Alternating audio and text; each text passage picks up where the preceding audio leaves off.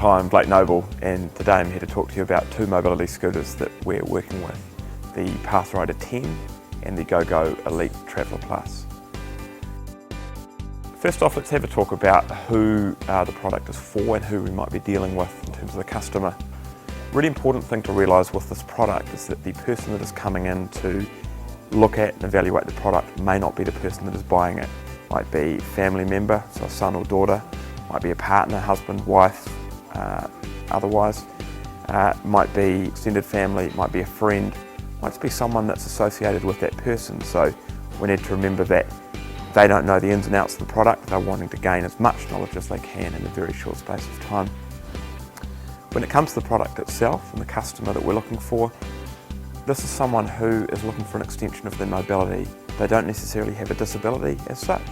They're looking for a means of giving them extended mobility, potentially around their home, their property, but more likely out in the community and getting out to do the things that they want to be doing, whether it's going to the shops, going to visit family, going to visit friends, it might be going to church, whatever it is that they rate as a priority, that's what the scooter will be helping them do.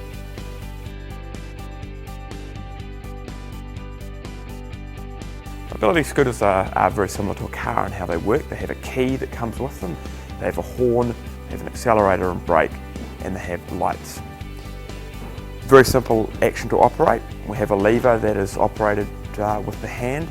We pull in one direction to make the scooter go, simply releasing will make it stop. We pull on the other side of the lever or trigger, we'll go in the opposite direction. Again, the minute we let go, the brakes are applied and the scooter will come to a stop. In terms of changing the speed of the scooter, there is a speed control knob.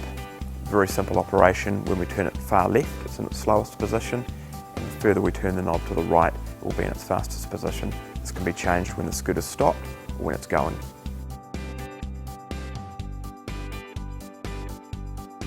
All of the mobility scooters that we work with use a pair of rechargeable batteries of different sizes, and the batteries are simply recharged overnight. And what that means is that next morning someone goes to use the product, we know that it will be fully charged, giving the maximum range. The scooters will last for a period between 4 and 6 hours per day. The range will vary from scooter to scooter as to the specific distance able to be covered per charge.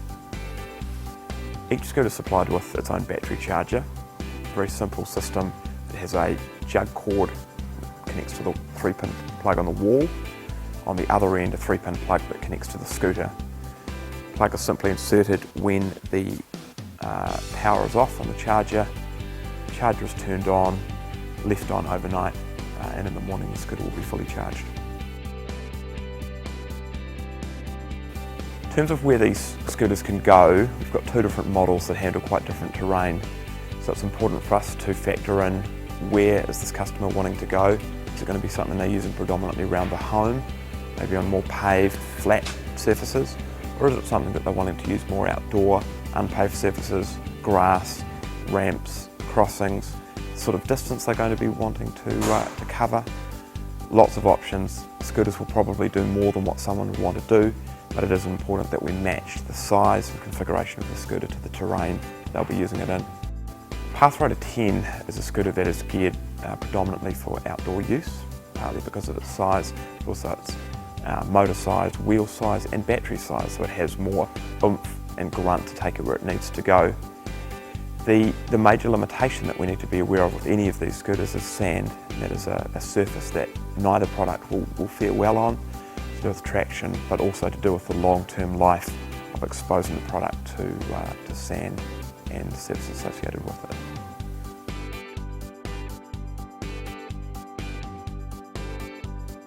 So now we're going to look at the two scooters side by side, what's similar, what varies.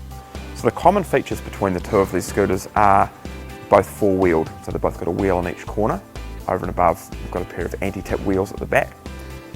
Both have a pair of batteries. These are of different sizes in the two models, but both have two. They both have a single motor. It has an integrated brake supplied to it. And both of these scooters have a weight capacity in excess of 130 kilograms. So let's look at the specific differences between the two models. Pathrider 10 is what we would term a mid-size scooter. and when put side by side with the GoGo, significantly bigger. The Pathrider integrates a light, mirror and a removable front basket. Pathrider 10 is equipped with puncture-proof or flat-free tyres. These are tyres that someone's over, whether it's unsealed ground or ground with glass, those sorts of things in it, unable to actually puncture, may sever the material slightly, but it means that the tyre won't go flat. Pathrider 10 runs a pair of 40 amp batteries. These are sealed batteries, so don't require any maintenance. Tipped on an angle, there's nothing to leak. The 40 amp batteries in the Pathrider give it a maximum distance per charge of 25 kilometres. Pathrider runs a 10-inch diameter wheel. This gives it greater ground clearance and a greater ride and traction over softer and more undulating ground, particularly on unsealed surfaces. Pathrider has a top speed of 10 kilometres an hour, which is equivalent to a moderate jog pace. Pathrider 10 has a range of adjustments that can be made to it. The tiller angle can be changed, the seat itself can be swiveled into one of 8 positions, and the seat can also be slid forward and back. GoGo Elite Traveller is a compact or travel scooter. This means that it very compact proportions, reasonably low to the ground, and has the ability to manoeuvre in a reasonably small space. It has a removable front basket, runs a smaller pair of 18 amp hour batteries.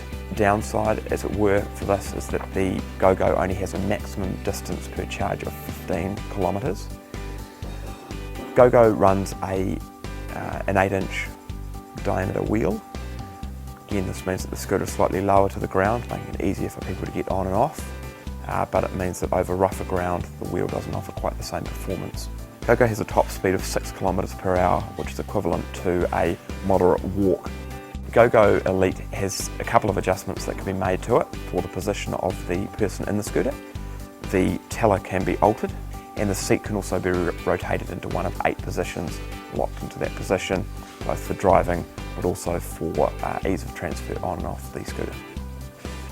GoGo has a unique feature where it comes with a kit of plastic pieces to replace those on the scooter.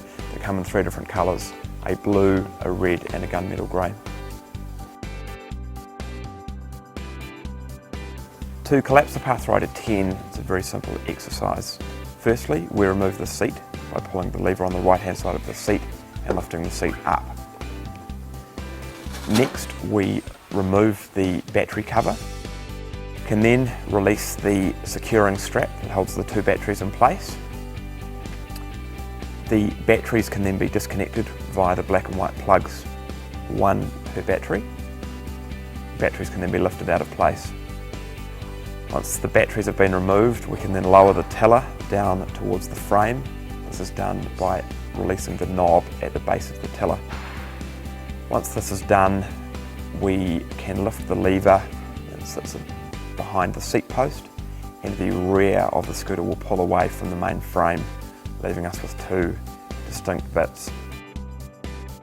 GoGo breaks down by firstly removing the seat, which is done by pulling the lever to the right underneath the seat and lifting it up.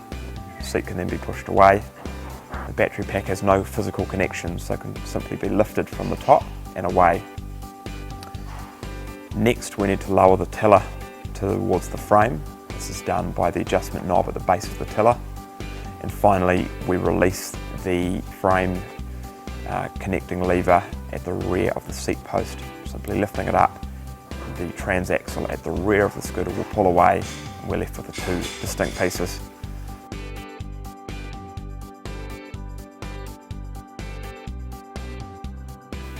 To summarise the Pathrider 10, it's important to remember that it is a mid-sized scooter, probably more focused on someone using it outdoor and over greater distance. It has a charge range of 25 kilometres, has the larger batteries, it has more seat adjustment to it, has the light removable basket and mirror, and will generally be a product that someone can do more in a more active environment outdoors than the GoGo. GoGo Elite Traveller is a compact or transportable scooter. It has a smaller battery pack, pair of 18 amp hour batteries, which give it a per charge range of 15 kilometres. Still quite a distance, but for someone that is covering great distance outdoors, it may be a limitation of this product. The product pulls down into an array of much smaller components, and thanks to its overall size, it's more manoeuvrable in tighter environments. That might be someone using it inside their home, inside a shop, even in a workplace. It's a scooter that will go a lot more places indoors, but will have some greater limitation outdoors. In closing, our key point, the key thing we need to remember when working with these products is that we are all about improving someone's quality of life. We're about giving them more independence, ability to go places they may have lost the ability to go or have never been able to go. And anything that we do is going to extend and improve that quality of life and mobility.